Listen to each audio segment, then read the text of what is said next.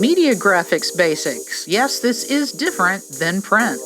So here's the first day of class from my Media Graphics class. Basically, this is not print. So print is made to be on a white piece of paper. For instance, Microsoft Word. It is a white piece of paper with black font. This is pretty much the exact opposite of what we need for video. If you put black over video, you're not going to see anything. But print people are used to just a blank white piece of paper and they put black on the top of it. And of course, that's not going to work for us in video. Why? Because video has a lot going on, unlike a white piece of paper. So if we were to do what print people were doing and have everything dark or black, we would not be able to read it. Notice that you can't read that's in black. So we're going to do the exact opposite of that. Let's take the AT&T logo. Now, you might know AT&T stands for American Telephone and Telegraph. When I was a child, this logo looked different from this. It had even thinner little lines, which looked great in the 1900s when AT&T was started, but it doesn't look all that great in modern day video. So this type of logo looks great if you're on a white piece of paper. Notice, as most print things, it was made dark. This looks great if you were to have something like letterhead or a business card or maybe even a t-shirt. But let's see what happens if we put this over video. Notice that the video is going through these wonderful lines of communication that are spanning the globe. That's what those lines are, by the way. So we're not going to be able to use this same thing for video.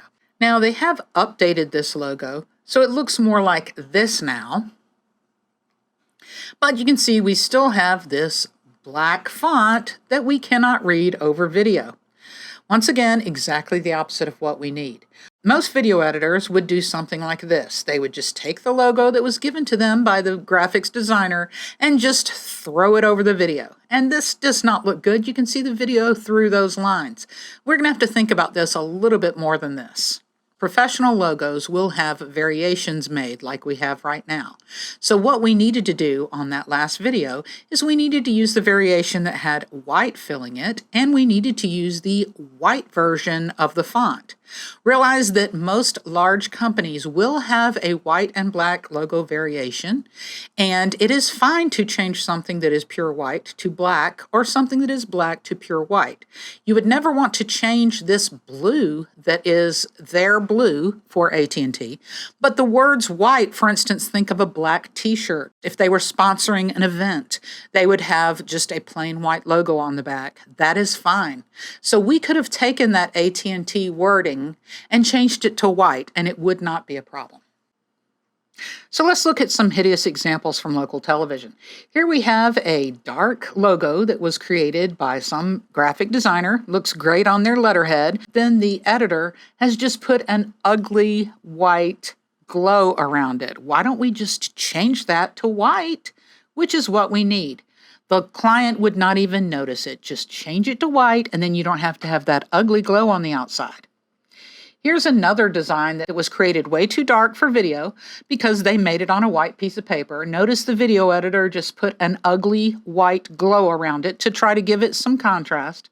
That's not working very well either. I would just put a white box behind it personally, but this wasn't my project. Look at the logo that they used on the side of the truck. There's obviously a white version of this, but the video editor decided to use this version and then put an ugly glow around it. Of course, the client might have asked for the color logo, and that's fine, maybe put a white box behind it, but that is just showing you that things that are made for print are not just automatically going to work over video. And lastly, look at what this editor did. Look at that ugly white stroke around a legacy of strength. You can barely read that. Why are they doing that? Because it needs better contrast. Also, red font. Red font is just fugly, people. They tried to put a white stroke around it to make it visible. They should have just used white font because white font is the right choice 90% of the time. That's right. For video, white font is the right choice 90% of the time. So print uses serifed font for large areas of type. It makes it easier to read, like the Bible or your English textbook. It will be in serifed font because the little serifs on the end make you be able to read it. If you don't know what a serif is, this little thing on the side is a serif. We need to avoid serifs for video. One of the reasons is because broadcast video and some video is called interlaced, but all video is created with something called scan lines. It is literally drawn on the screen with lines, and these little serifs will kind of fall into those lines and get lost, basically, when they are compressed. So that's another reason not to use serifs. We need blocky, sans serifed fonts. That's what we need for video. So that means no serifs, sans serifs. Also, video is colorful. Font should not be. Video itself is colorful. Font should not be. If you want it to stick out, you need to do the opposite, which would be no color. Now, the general rule is anytime any font is on the screen, it should have 3 seconds of minimum. That's not always possible when you're doing short form, but 3 seconds is pretty much the minimum anybody can read anything that's going to go on the screen. You should avoid thin fonts because they get lost in busy moving video, which is why I said big, chunky font. Think about a newspaper headline. That's what you need to try to do. In fact, you need to think about a billboard that you're flying past at 80 miles an hour. It's big, blocky font, display font, sans serif. Same thing with video. Video's moving even faster than 80 miles an hour. So big, blocky, white font is what you need for most video. That's right, because white font is the right choice 90% of the time. So print has automatic contrast. Like we said before, white paper, black font, high contrast. Video does not have the same thing. Let's talk about contrast, though. That's not good contrast. That isn't. None of those are. A lot of people think that they can make things stick out with color. Well, color does not make things stick out. Color does not make things stick out. Contrast does. So you want something that is contrasted. What is the exact contrast to a whole bunch of colorful moving video? White font. Because white font is the right choice for video 90% of the time. Video uses the RGB color space. I'm sure we all know that. Well, everything in America is based on the NTSC colors that were created in 1941. This is color bars, and the way that we can tell if they fit within the proper colors is to look on a vector scope. This is what color bars look like on a vector scope. Anything that is outside of those colors is known as illegal colors. Anything that is too saturated is not going to show up correctly in broadcasting, but it's also going to look bad on the internet when it is compressed. So we need to avoid highly saturated colors like the ones you're seeing right now.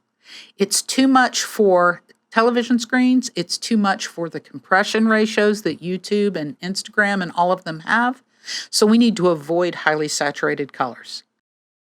Now, the best place to see highly saturated colors that are having a problem being broadcast is professional sports, because they have really bright, high contrast colors because they want them to stick out.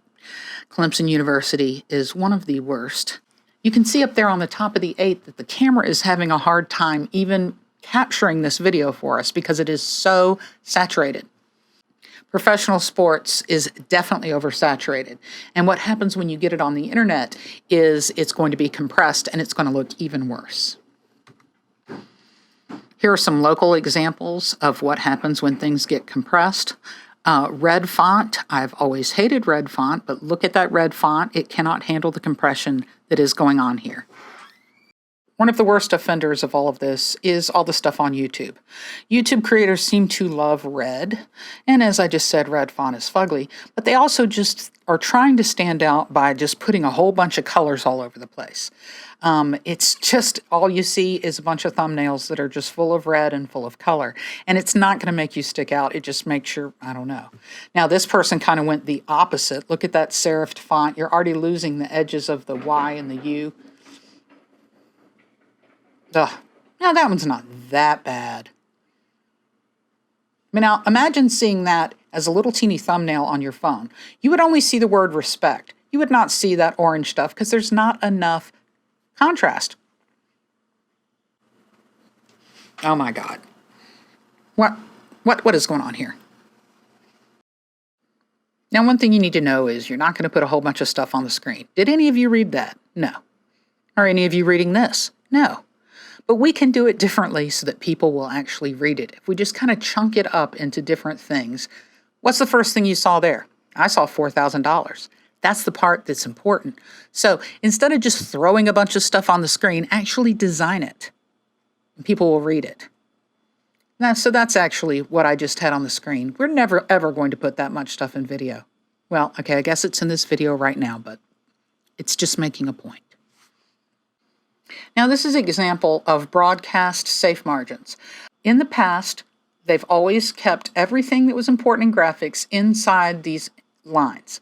Professional video people have been kind of ignoring these for a long time because as soon as we went to high definition, we thought they don't really matter all that much anymore. You can see here that some of the stuff that CNN has put up is outside of those lines. And for a long time, I was teaching people that that was okay to do. I have changed my mind about this because of mobile phones, and the Generation Z is watching everything on their mobile phone. And here's what happens if you go outside of safe title for a mobile phone. Notice in the top video, you can see the BBC logo, but in the bottom one, you can't. This is why we need to make sure now more than ever that we stay within safe title when we're making graphics for video. Because, like I said, the younger generation is watching everything on their phone. And this shows you that they literally do crop about where we had safe title. So you really need to make sure all important graphics are in safe title. I see a lot of YouTube people just shoving everything up against the corners, and it will not show correctly on some people's phones. So we need to make sure that we are staying within the old broadcasting rules of safe title.